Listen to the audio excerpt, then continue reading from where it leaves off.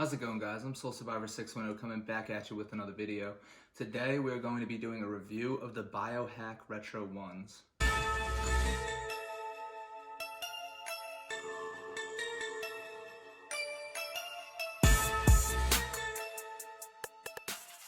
Okay guys, so before I get into this pair, I'm going to give you a little backstory about why I got it and everything. I'm pretty sure the Biohacks, it's an SB, I'm pretty sure, and the colorway on this is supposed to look similar to the SBs. I'm not 100% sure, but I didn't get these the day they dropped. I actually paid resale and got them off of eBay.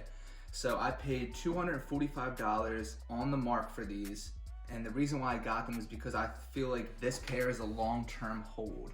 The past few years, it seems almost as if the Retro One market has been saturated. You know, Retro Ones still sell out immediately in pretty much every single colorway, and then over time, the resale value actually starts to go a little bit up almost on every single pair we see. So while the resale isn't too high on these right now, the resale is about $260, $250 on the money. So it's still about what I paid for them. I'm thinking though, within the next few years, these are gonna rise up a couple $100, and even if they don't, I actually really enjoy this pair, so I wouldn't be mad just making this a personal. The reason why I say that I think this pair is going to go up in value because the colors that we see on this pair are unlike any other Retro One that we've seen in a while, especially this year. You don't really see a lot of bright pinks and greens and oranges all in the same shoe, especially with nice materials like the suedes and the nubucks. So open up the box. This is the shoe. Now a lot of different colors on this. Every panel seems to be a different color. So you guys, I got my little eBay authentication thing right here. I guess eBay's, trying to hop on like the StockX wave now and authenticate everything. I think it's a great idea. I do a lot of my shopping on eBay. I would prefer to shop on eBay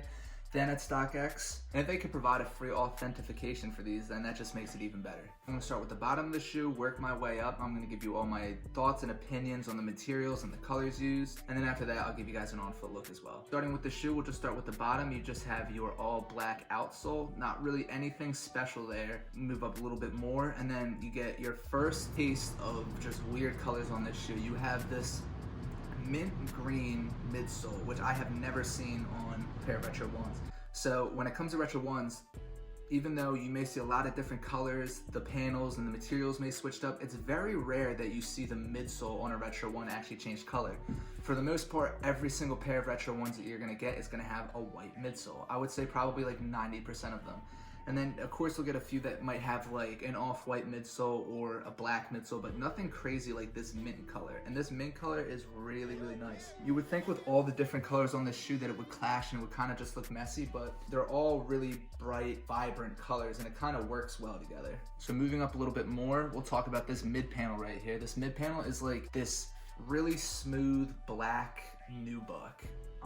It doesn't really feel like the best material, and then that kind of goes into the toe box panel, and then the panels right here where the laces are. It's pretty much the same material except this is in navy blue.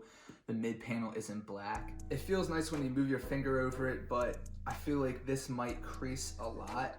I actually have not held a pair of Travis Scott ones in hand yet, but I'm pretty sure that this is like the same material that they use on the Travis Scott ones. It's just different colors.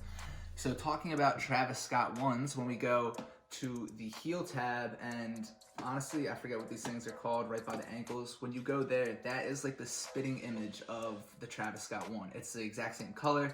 I feel like it's definitely got to be the exact same material. The only difference is these little side panels where the ankles are actually move away, and then underneath reveals a bright neon green color. So it kind of is almost like the off-white in that way. I see a lot of ones are actually starting to do that now. You got like the off-whites, the rookie years, and a few others that are trying to do this new deconstructed look. I actually really like it. I think it's unique as of right now until they start doing it on every single pair of ones. And the hit of green on the inside, I actually really like. I think it kind of goes with the theme of the show. So we'll go up a little bit more. We'll talk about the Nike swoosh right there. There's nothing really special on it. It's just, an all leather silver swoosh, but it kind of ties the shoe. It looks really nice, especially contrasted with that dark black background right there. I'll talk about the laces for a second, actually. So I am a sucker for when Jordan Brand gives out 2-3 things of laces, because I'm always switching them in my shoes. So for this pair in particular, you get black laces and you get pink laces. I think if I had to put two pairs of laces, like the same color laces in this shoe, I'd probably just go with black. I think 2 things of pink laces is a little bit loud even for this shoe, but 1 and 1 is usually what I stick with on a lot of my shoes. I like having the diversification, so I'll probably just keep pink in this one, black in this one. I also forgot to mention on the back right here, you got like a little teal, I don't even know what to call it. This is where the pull tab would be, but ones don't have that. Honestly, I have no idea why ones even have this, but it's teal, it's right there on the back. So I'll talk about the tongue. The tongue is probably my favorite part of the shoe, and probably the most unique part aside from the fact that this is just a very colorful shoe. It's stuffed just like all the retro one tongues are, but it's just like the off-white ones in the fact that they cut it off on the top and you can actually see it almost looks deconstructed. You don't just have that little like cloth Nike logo that's like stitched right here where all ones are, but you actually have a really big black and pink Nike Air patch just dramatically stitched right there on the middle of the tongue. Not something that you see on a lot of ones. I like it. I love the color. It reminds me of LeBron Floridians. It just screams Miami Beach vibes, these shoes. But you just have your bright orange right there, and then on the inside you have this really, really nice hot pink that just goes all throughout the shoe. And if you've been following my channel for a while, you know that pink is my favorite color. I think they tied it in perfectly with these shoes. Definitely gonna be a hard shoe to pull off, but if you get the right fit for this, it's gonna be fire. I'll take out the insole for you guys. Just kidding, can't take it out, it's glued in, so I will tell you what it is. It is teal, and then you got a pink Nike Air logo right there where your foot should be. Alright guys, not a super long video today. I just randomly picked these up about a month or two ago. I haven't really gotten the chance to go over them yet, but I'm super excited about these. Long-term hold. I think within a few years, if you were lucky enough and you bought a few pairs, I think they'll probably go up a couple $100 because colorways like this are very unique, and like I said, as we know, retro one resale prices almost always go up in time. Alright, now I'm going to give you guys an on-foot look as well.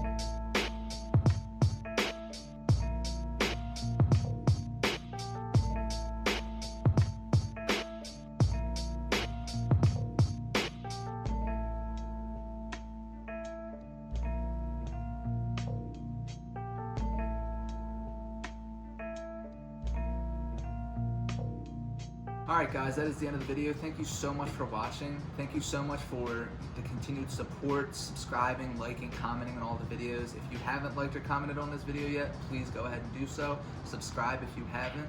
The links to my Twitter and my Instagram are down in the bio. I'll have some more content out for you guys soon. It seems right now I'm probably putting out about 1, maybe 2 videos a month. It's hard for me to film because I actually don't live here. This is a separate location from where I live.